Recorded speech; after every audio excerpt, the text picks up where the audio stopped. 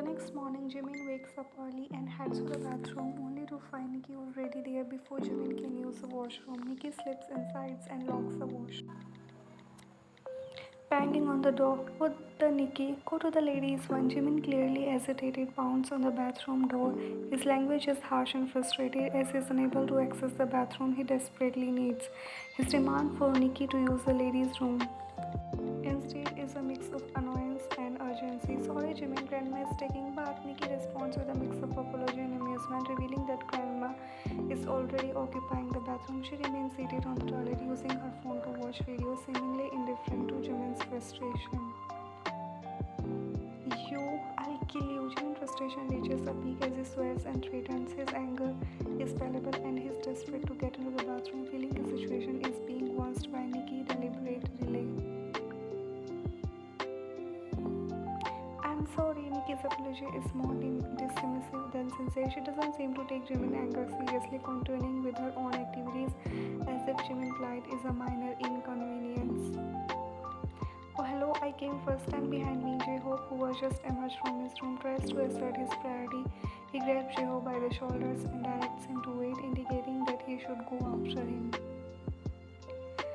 Seeing you heading toward the kitchen, Jimin calls out, "Wine, help me out here." Jimin calls out to you, hoping you'll intervene. His tone is a mix of desperation and desperation as he seeks your assistance in resolving the situation. Get this out. Nona, I'll get late. Please tell him to let me in first. Please, J-Hope addresses you, explaining that he is in a rush and need to use the bathroom before him. You plead to Jimin to allow J-Hope to go first, emphasizing the urgency of his situation. Hell no, Jimin responds stubbornly, refusing to concede. His tone is firm and irritated, showing he is unwilling to change his stance despite your plea. Jimin, please let him use it first for me, for the baby. See, the baby is also requesting. You persist in your request, using the baby as a compelling reason for Jimin to relent. Your tone is pleading and you try to appeal to his... Okay, fine. Jimin finally gives in. His tone is a mix of reluctance and resignation. He agrees to your request, so it is clear that he is still frustrated. Thanks, Mona. Nikki, come out. I know you are passing your time in there. You call out to Nikki, urging her to leave the bathroom. Nikki, don't mess with me. It won't be good for you. I'm telling you for the last time. Jimin confronts Nikki with a serious tone, warning her about the consequences of continuing to provoke him. His language is harsh, emphasizing his frustration and the seriousness of his warning. What will you do, huh? Will you kill me? Or you?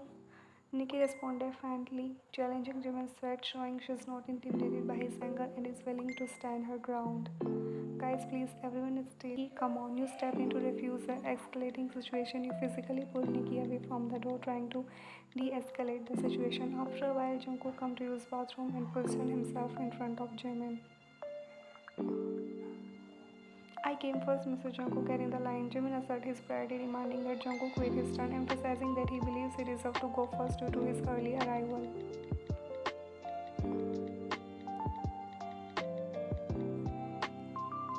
So what? Listen, Jimin, stand quietly if you don't want me to ruin your pretty face. Jungkook retorted, dismissing Jimin's claim. He threatens physical confrontation, making it clear he is not intimidated.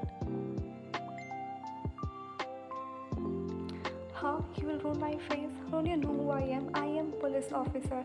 Jimin responds with indignation, trying to leverage his status as a police officer to deter Jungkook. His tone is a mix of disbelief and anger as he doesn't expect Jungkook. And you don't know who I am. I'm Nikki's brother, the girl you broke up with. Thank your God that I haven't broken your face yet. Understand? Fine, Jimin grudgingly expects Jungkook's stance. His tone exasperated. He backs down, realizing he's outmatched in this confrontation. Taehyung then appears and pushes Jungkook aside, stepping ahead of him. Excuse me, Jungkook starts to protest, but he is interrupted by Taehyung. But Taehyung pulls out money and flashes it in front of Jungkook's face, taking money from Taehyung's hand. Fine, you can stand. Jungkook accepts the money, begrudgingly allowing Taehyung to go ahead. His tone is resigned but pragmatic as he accepts the bribe. Hello, whoever inside, please hurry up. Taehyung calls out to the person in the bathroom, urging them to finish quickly. Come on, give me some space. RM commands small room, pushing back against Taehyung. His tone is assertive, demanding a little more personal space for him. Hello, Mr. Her, get in the line. Taehyung responds sarcastically to RM, referencing his muscular build. His tone is mocking, indicating he's not intimidated by RM's presence. Wanna try me? RM rolls up his sleeves. No problem, bro. Just kidding. You can stand here. Taehyung backs off, trying to defuse the situation. His tone is now conciliatory, showing that he is willing to avoid a fight. Hey, bodyguard, give me some space. Suga resist RM with authority, demanding space. His tone is commanding, reflecting his role in the maintaining order. You all can't do this. This is Jimin tried to object the situation, frustrated by the unfolding chaos. His tone is interrupted as he tried to express his discontent. Suga flashes his gun, making everyone step back. Sugar reveals his as a means of intimidation, causing everyone to back off immediately. His tone is cold and authoritative, emphasizing the seriousness of his threat. All of them, sorry, sir. In unison, everyone apologized to Suga, recognizing authority and backing down. Their tone is submissive, acknowledging Suga's dominance in the situation. In the kitchen, you enter the kitchen to find Jin cooking. The atmosphere is calm compared to the chaos outside. You approach him and wrap your arms around his waist from behind. Good morning, handsome. You greet Jin warmly, attempting to initiate a moment of intimacy with a playful tone. Do not touch me, unholy girl. Jin recoils from your embrace, facing you with a stern expression. His use of unholy indicates his disapproval of the situation or your advances. What I did with you that night, you continue with a teasing tone, referring to your previous intimate encounter.